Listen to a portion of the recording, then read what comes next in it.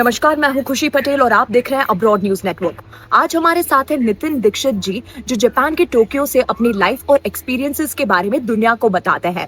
आप इन्हें इंस्टाग्राम पर @नितिन दीक्षित 123 के नाम से जानते होंगे।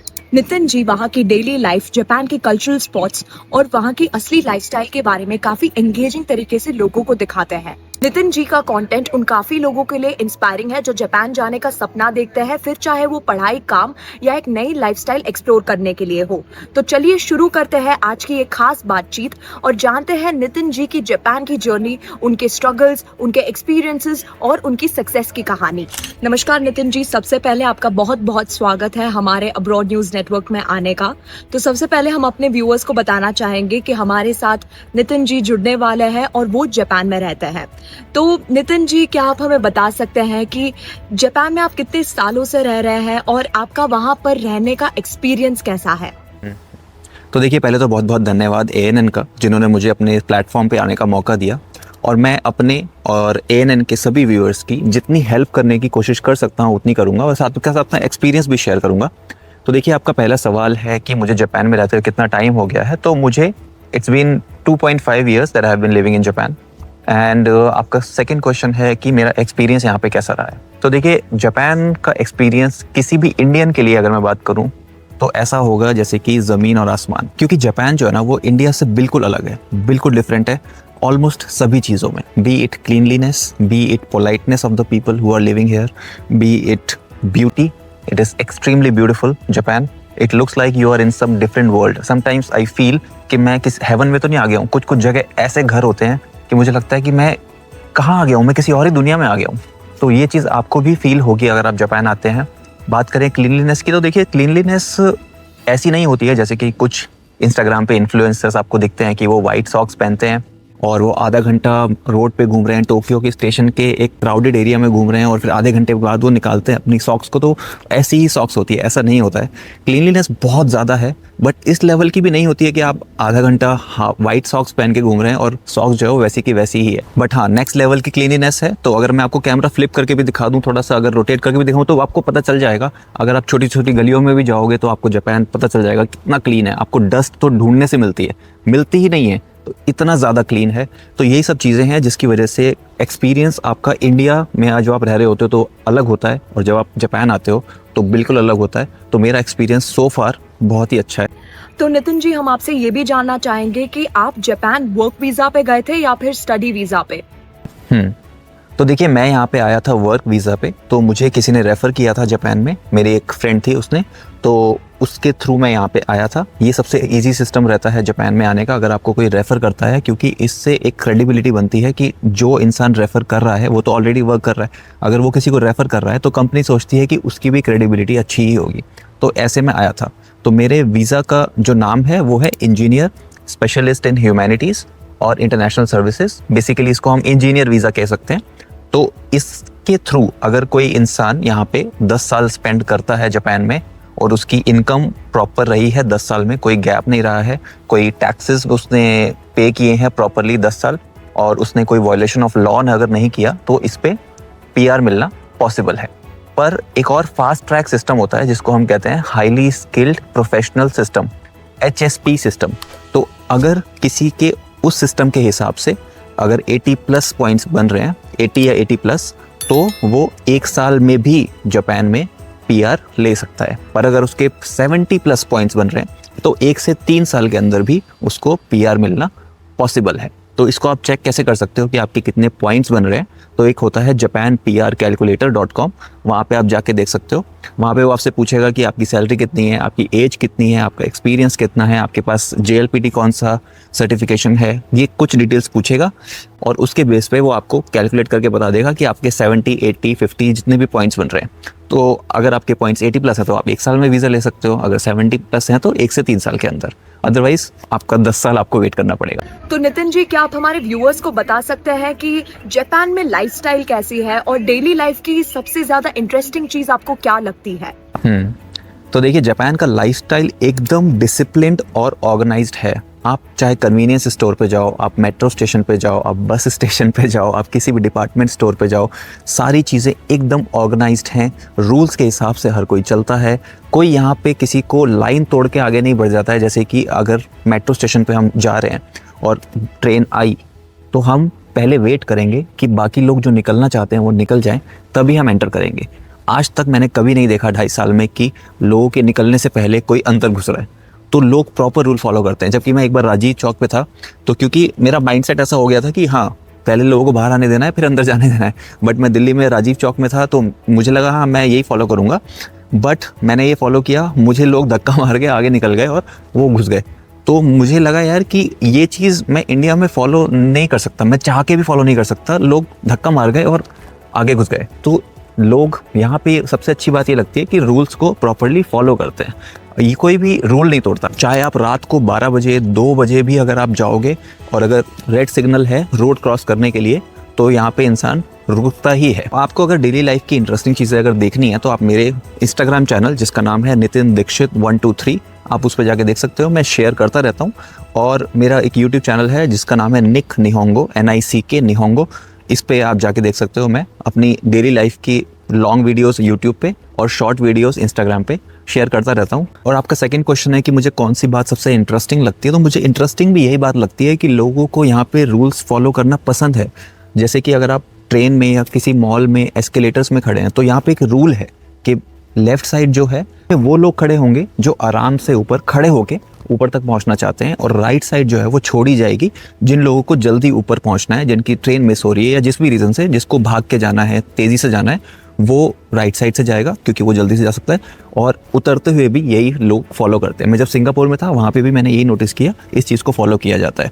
ऐसा नहीं कि दोनों साइड पे लोग खड़े हैं, अगर किसी की ट्रेन मिस हो रही है, किसी को जल्दी निकलना भी है तो वो निकल नहीं सकता क्योंकि पूरा एस्केलेटर भरा हुआ है। ऐसा यहाँ पे नहीं होता है। लोग प्रॉपर रूल्स से ही फॉलो करते हैं। प्लस यहाँ के कन्वीनियंस स्टोर्स मुझे काफ़ी इंटरेस्टिंग लगते हैं क्योंकि वो 24 आवर्स खुले रहते हैं। तो यहाँ पे जो मेन कन्वीनियंस स्टोर्स हैं वो हैं फैमिली मार्ट, जो कि सबसे ज़्यादा मुझे दिखते हैं। उसके बाद है 7-Eleven, फिर एक है लॉसन, और इस तरह से कुछ और कन्वीनियंस स्टोर्स हैं जो कि 24/7 खुले रहते हैं। और उनमें आपको बहुत सारी तरह की चीज़ें मिल जाती हैं। जैसे कि आपको ग्लव्स मिल जाएंगे, आपको बुक्स मिल जाएंगी, आपको ड्रिंक के लिए कुछ मिल जाएगा, आपको खाने के लिए मिल जाएगा, आपको अम्ब्रेला मिल जाएगा। तो अलग अलग तरह की चीज़ें आपको एक ही कन्वीनियंस स्टोर पर मिल जाती हैं, जो कि बहुत ही कन्वीनियंट है। अगर किसी को रात को 2 बजे भी कुछ खाना है तो वो ईजिली जा सकता है। तो नितिन जी, हम आपसे ये भी जानना चाहेंगे कि इंडिया में पहले आपकी लाइफ कैसी थी और क्या रीजन था कि आपने जापान मूव होने का डिसाइड किया? तो देखिए, इंडिया में मेरी लाइफ अच्छी ही चल रही थी, ऐसा कोई प्रॉब्लम नहीं था। मैं वर्क फ्रॉम होम कर रहा था, फिर मैंने एक इंटरव्यू दिया कंपनी में, उसमें मेरा सिलेक्शन हो गया जिसमें मुझे काफ़ी अच्छा पैकेज मिल रहा था। बट क्योंकि मैंने इंटरव्यू दिया उसी टाइम पे, नोटिस पीरियड के टाइम पे जापान में, और फिर मेरा यहाँ पे भी सिलेक्शन हो गया, तो इंडिया में ऐसा कुछ बुरा नहीं चल रहा था। बट हुआ क्या, मैंने अपनी फ्रेंड से ऐसी बातों बातों में बोला कि यार कुछ देखना जापान में हो, तो ऐसी बातों बातों में, और उसने अपनी कंपनी मुझे रेफ़र कर दिया। फिर मेरा इंटरव्यू था, तो इंटरव्यू के दिन भी मैं थोड़ा सा डिलेमा में था कि यार मैं दूँ कि ना दूँ। बट मैंने कहा यार, मैंने उसको बोला है कि मैं इंटरव्यू देना चाहता हूँ और उसने रेफ़र भी कर दिया, अब मैं नहीं दूंगा तो वो गलत हो जाएगा। तो मैं सोचा था यार मैं जाऊँ कि नहीं जाऊँ जापान, क्या करूँ। बट मैंने अपने फ्रेंड से बात की, रजत से, तो मैंने रजत से बोला, मेरा क्लोज फ्रेंड है, तो मैंने उसको बोला यार क्या करूँ। तो उसने बोला आप इंटरव्यू तो दो, देखते हैं। फिर मैंने इंटरव्यू दिया, तो मेरा 1 घंटे का इंटरव्यू हुआ जिसमें 50 मिनट जापानीज़ में बात हुई, 10 मिनट इंग्लिश में बात हुई, और फिर मेरा सिलेक्शन भी हो गया। तो मुझे लगा यार अब मैं चला ही जाता हूँ, बहुत सारे लोगों का होता नहीं है, मेरा हो गया है तो मैं चला ही जाता हूँ। तो इस वजह से मैं जापान में आया। और क्या आप हमें ये भी बता सकते हैं कि जब आप पहली बार जापान मूव हुए तो आपने सबसे बड़ा डिफरेंस क्या फील किया इंडिया के कंपैरिजन में? तो देखिए, जब मैं सबसे पहले जापान पहुंचा तो सबसे पहले मुझे जो डिफरेंस फील हुआ वो तो ऑब्वियसली यही था कि हर जगह जापानीज़ लिखी हुई थी। मैं एयरपोर्ट से निकला नहीं था, एयरपोर्ट से अंदर मैं ट्रेन स्टेशन की तरफ जब जाने लगा तो मुझे लगा यार ट्रेन स्टेशन कौन सा है, तो देखा तो वहाँ पे तेत्सुदो लिखा हुआ था। तो मुझे समझ में आ गया भाई अब मुझे जापान मोड में आ जाना चाहिए, क्योंकि अब सब कुछ यहाँ जापानीज़ में ही लिखा हुआ मिलेगा। तो फिर मैं ट्रेन की तरफ गया, फिर मुझे कुछ समझ नहीं आ रहा था कि मैं अपने शेयर हाउस तक कैसे पहुँचूँ। मैं शेयर हाउस में रहता हूँ, अगर आपको वो सारी चीज़ें देखनी है तो आप मेरे नितिन दीक्षित 123 पे देख सकते हैं इंस्टाग्राम में, तो उसमें मैंने बता रखी हैं बहुत सारी चीज़ें। तो वहाँ पे फिर मैंने एक लड़की से पूछा कि मेरे को आप बता सकते हो कि मुझे कौन सी ट्रेन बोर्ड करनी है और कैसे जाना है। तो वो चाइनीज़ लड़की थी and she was so helpful, और उसने मुझे बिल्कुल नियरेस्ट स्टेशन तक मेरे पहुँचा के गई वो। तो मैं भी अमेज़ हो गया कि यार इतना हेल्पफुल कोई कैसे हो सकता है। और फिर मुझे स्टेशन पे ही एक तमिलियन था, वो चेन्नई से था, उसका नाम अशोक है, तो वो भी मुझे मिला और वो भी किसी जापानीज़ की हेल्प लेके आ रहा था। उसका भी वो पहला ही दिन था और कोइंसिडेंटली वो मेरी ही कंपनी का निकला। तो हम दोनों अपने स्टेशन पे, यानी मिनामी नागायामा स्टेशन का नाम है मेरा, हम दोनों वहाँ मिले। तो हमने एक दूसरे को देखा तो ऐसे इशारा किया कि इंडियन, हाँ इंडियन। बोले कौन से, अच्छा कहाँ रहते हो, कहाँ जा रहे हो? बोले हाँ सेम जगह, अच्छा सेम जगह जा रहे हैं। तो मैं कहा चलो अब साथ साथ चलते हैं। तो वहाँ हम पहुँचे। फिर स्टेशन से शेयर हाउस तक जाना भी बड़ा मुश्किल हो रहा था क्योंकि कुछ समझ नहीं आ रहा था कैसे जाएं। गूगल मैप जब चलाया तो सब कुछ जैपनीज़ में था, तो दिमाग थोड़ा घूम गया था। पहली बार था। तो फिर हम जाते जाते हमने एक लड़की से पूछा, उसका नाम था मिसाकी सान, मुझे अभी तक याद है, 2.5 साल हो गए, क्योंकि उसने बहुत हेल्प की थी। तो हमने उससे पूछा कि हमें ये शेयर हाउस पहुँचना है, तो आप बता सकते हो कैसे पहुँचेंगे? तो वो लड़की जो थी, जापानीज़ लड़की थी, वो ऑफिस से आ रही थी। उसने बोला कि मेरा घर यहीं है, मुझे बस 2 मिनट के, पहली बार आयो तो मैं तुम्हें छोड़ के आती हूँ। तो वो जापानीज़ लड़की अपने घर गई। फिर वो हमारे लिए 2 कॉफ़ी लाई, कॉफ़ी के कैन। उसने बोला तुम लोग थक गए होगे। फिर उसने हमें कॉफ़ी के कैन दिए और साइकिल लेके आई थी वो। फिर हमें वो शेयर हाउस तक लेके गई। फिर हमारी चाबी ढूंढवाई कैसे हम शेयर हाउस के अंदर एंटर करेंगे। जब हम एंटर किए उसके बाद वो बोलती ठीक है हो गया, बोले हाँ। फिर वो चली गई। तो मतलब इतनी ज़्यादा हेल्प कैसे कोई कर सकता है? मैं इतना शॉक में था और मेरे साथ जो तमिलियन था वो भी शॉक में था कि यार यहाँ तक वो हमें छोड़ने आई थी रात को। तो वेरी हेल्पफुल पीपल। तो लोग इंडिया में भी पोलाइट होते हैं, बट इस हद तक कोई हेल्प नहीं करता कि वो बिल्कुल आपको जहाँ जाना है बिल्कुल वहीं तक छोड़ के आए। तो पहले दिन ही मुझे 2 लोग ऐसे मिले जो बिल्कुल जहाँ तक मुझे जाना था वहीं तक छोड़ के आए, इतनी दूर तक। तो मैं शॉक था ये। नितिन, अभी आप वहाँ क्या काम करते हो और रफली महीने की इनकम कितनी होगी? आप कुछ सेविंग्स कर पाते हो या नहीं? तो देखिए, मैं जो काम करता हूँ वो एक ऑफिस बेस्ड रोल है जो कि मेरे इंजीनियर वीज़ा की कैटेगरी के अंदर ही आता है। तो मेरा काम मेनली प्रोफेशनल और स्किल बेस्ड है, जिसमें प्रोजेक्ट्स और डेली टास्क को हैंडल करना होता है। इनकम की बात करें तो सैलरी जनरली स्टेबल होती है जापान में, बट एक्सपेंसेस भी काफ़ी होते हैं, जैसे कि रेंट हो गया, फूड हो गया, बहुत सारे एक्सपेंसेस होते हैं, ट्रैवलिंग हो गया। स्टिल अगर आप अपने एक्सपेंसेस मैनेज करें तो सब कुछ मैनेजेबल हो जाता है, इतना ज़्यादा इशू नहीं आता है। सेविंग्स देखो डिपेंड करता है पर्सन टू पर्सन। अगर कोई ऐसा पर्सन है जो कि सेविंग्स में बिलीव करता है तो वो ठीक ठाक सेविंग कर लेता है, बट कोई अगर ऐसा है जिसको अपनी लाइफ जीनी है टू द फुलेस्ट, तो हो सकता है वो कम सेविंग करे, बट सेविंग्स हो जाती। तो नितिन जी, क्या आप हमारे व्यूअर्स को ये भी बता सकते हैं कि जापान में मंथली खर्चा कितना आ जाता है और इनकम के साथ एक्सपेंसेस इजीली मैनेज हो जाते हैं या थोड़ा स्ट्रगल रहता है? तो देखिए, जापान का मंथली खर्चा कितना आ जाता है, अगर मैं सिर्फ अपनी बात करूं तो मेरा रेंट है 70,000 और मेरा जो फूड एक्सपेंसेस हैं वो अराउंड 30,000 है। मैं जब भी घर पे बनाता हूँ खाना तो मैं वेजिटेरियन ही खाता हूँ, और वेजिटेरियन फूड जापान में महंगा है, तो मुझे थोड़ा सा ज़्यादा एक्सपेंसेस हो जाते हैं। तो मैं क्या करता हूँ, मैं ऑर्डर कर लेता हूँ। अंबिका एक स्टोर है यहाँ पे, सबसे ज़्यादा फेमस है, तो मैं ऑनलाइन अंबिका से इंडियन फूड ऑर्डर कर लेता हूँ। मैं सबसे ज़्यादा इंडियन फूड ही खाता हूँ अपने घर पे। बहुत सारे लोग हैं जिनको बाहर जाके जैपनीज़ खाना पसंद है, तो उनका एक्सपेंसेस और ज़्यादा हो जाता है क्योंकि बाहर खाना एक्सपेंसिव है बहुत ज़्यादा। तो मेरा एक्सपेंसेस आप मान के चलो अराउंड 30 to 40,000 है, अगर कभी कभी बाहर भी खाया तो। रही बात ट्रांसपोर्ट की, तो ट्रांसपोर्ट का कवरेज मेरी कंपनी देती है, जो भी मेरा मंथली एक्सपेंस होता है वो कंपनी मुझे दे देती है, तो उसका मुझे नहीं लगता है। तो 70 प्लस आप 40 मान के चलो, तो अराउंड 1.1 यानी 1,10,000 के आसपास मेरा महीने का खर्चा होता है। और कभी कभी कुछ ज़्यादा खर्चा हो जाए तो 1,20,000 मान के आप चल सकते हो। और एक्सपेंसेस के साथ इनकम मैनेज हो जाते हैं कि नहीं, तो मैनेज हो जाते हैं खर्चे इजीली, आपकी सेविंग्स भी हो जाती हैं साथ के साथ। तो नितिन जी, जब आप पहली बार जापान आए थे तो आपको सबसे बड़ी प्रॉब्लम्स क्या आई थी? कौन सी ऐसी सिचुएशन थी जो आपको बहुत चैलेंजिंग लगी और आपने कैसे उस सिचुएशन को हैंडल किया? तो क्या आप हमें एक रियल लाइफ एग्जांपल दे सकते हैं? तो देखिए, सबसे ज़्यादा बड़ी जो प्रॉब्लम सब लोगों को आती है जापान में आने के बाद, वो होती है जापानीज़ लैंग्वेज की। तो जब अगर मैं अपना इंसिडेंट आपके साथ शेयर करूं, तो जब मैं जापान आया था और मुझे फर्स्ट डे, जैसे मैंने आपको बताया मेरे साथ एक तमिलियन लड़का था अशोक, तो हम सेम ही ऑफिस में थे। तो हमने जब पहले दिन ऑफिस जाना था तो हम लोग ऑफिस पहुंचने में बहुत हमें टाइम लग गया और हम गलत ब्रांच में चले गए जहां हमें नहीं जाना था। हम हेडक्वार्टर्स में चले गए अपनी कंपनी के, जबकि हमें एक ब्रांच में जाना था, और वो दोनों 10-15 मिनट के ही डिफरेंस पे थी, एक ही जगह पे थी। इसलिए हमें लगा इस पे जाना है कि इस पे जाना है, एक ही स्टेशन पे उतरना था, तो हम लोग उतर के गलत पे चले गए। So that all happened because of Japanese language issue, क्योंकि हमें सारी कांजी लिखी थी, हमें समझ नहीं आ रहा था किस पे जाना है, कौन से पे जाना है। तो देखिए, सबसे बड़ी प्रॉब्लम यही आएगी आपको जापानीज़ लैंग्वेज की।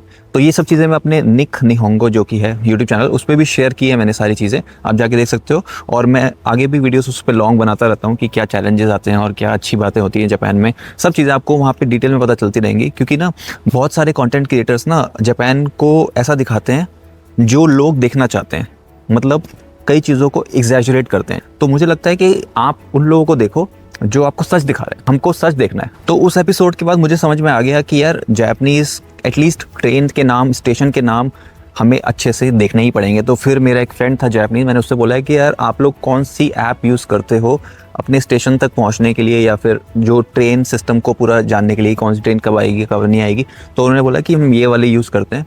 तो मैंने भी फिर उसी ऐप को मैंने एक बार खोला, अच्छे से समझा उस ऐप को, और अब मुझे कोई भी ट्रेन में प्रॉब्लम नहीं होती।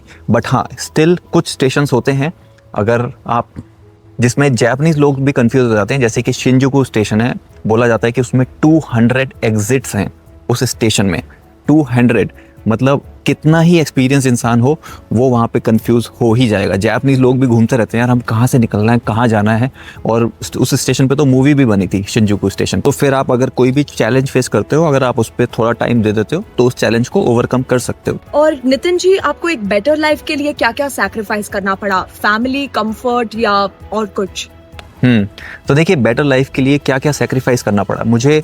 सबसे पहले जो सेक्रीफाइस करना पड़ा वो है फैमिली का, क्योंकि फैमिली इंडिया में रहती है, मैं यहाँ पे रहता हूँ, और बहुत ही ज़्यादा मुश्किल हो जाता है कई दिनों में जब बहुत ज़्यादा याद आती है फैमिली की। तो उस टाइम पे बड़ा मुश्किल लगता है कि यार जापान, इससे अच्छा मैं इंडिया ही चला जाता हूँ। हर बार ये थॉट आता है हो गया, क्योंकि 18,000 येन मतलब अराउंड 12,000 रुपीज़, तो बड़ा मुश्किल हो जाता है कैब्स को बुक करना यहाँ पे। वो चीज़ें आई थिंक मैंने सेक्रीफाइस की हैं। और हम आपसे ये भी जानना चाहेंगे कि जापान में इंडियन कम्युनिटी कैसी है? क्या वहाँ पर अपने लोग आसानी से मिल जाते हैं? और इंडियन फूड का कैसे सिस्टम है? एज इन, आपको खाना आसानी से मिल जाता है या ढूंढने में थोड़ी डिफिकल्टीज का सामना करना पड़ता है? तो इंडियन कम्युनिटी देखिए अच्छी लगती है सबको। अपने देश के लोग हम जब देखते हैं तो सबको अच्छा ही लगता है। जब चाइनीज़ लोग चाइनीज़ को देखते हैं उनको अच्छा लगता है, कोरियन लोग कोरियंस को देखते हैं उनको अच्छा लगता है, जब अमेरिकन को देखते हैं, तो हर एक को जब अपने देश का कोई पर्सन दिखता है तो उनको अच्छा ही लगता है। बट ये मैंने ऑब्जर्व किया है कि जैसे कोई इंडियन अगर दूसरे इंडियन को देख रहा है, तो देखा है मैंने, ऑब्जर्व किया है कि लोग ग्रीट नहीं करते हैं एक दूसरे को। हालांकि उनको देख के अच्छा लगता है कि यार हाँ, कोई हमारे देश का ही यहाँ पे रह रहा है तो अच्छी बात है, बट कोई ग्रीट नहीं करता है। कभी कभी मेरे साथ भी ऐसा हुआ है कि कोई वहाँ से आ रहा है, मैं यहाँ से जा रहा हूँ, तो अगर मैंने यूँ कर दिया तो उसने ऐसे करके ऐसे कर लिया, शायद उसने देखा नहीं देखा, तो ऐसा कई बार हो जाता है। तो फिर इस चीज़ को देख के दूसरा पर्सन भी सोचता है कि यार लगता है किसी को ग्रीट करना ही नहीं चाहिए अपने देश के बंदे को। बट जो भी लोग आना चाहते हैं, आने वाले हैं, तो उनसे मैं बोलूँगा कि यार अपने कंट्री का कोई पर्सन दिखता है तो उसको ग्रीट करो।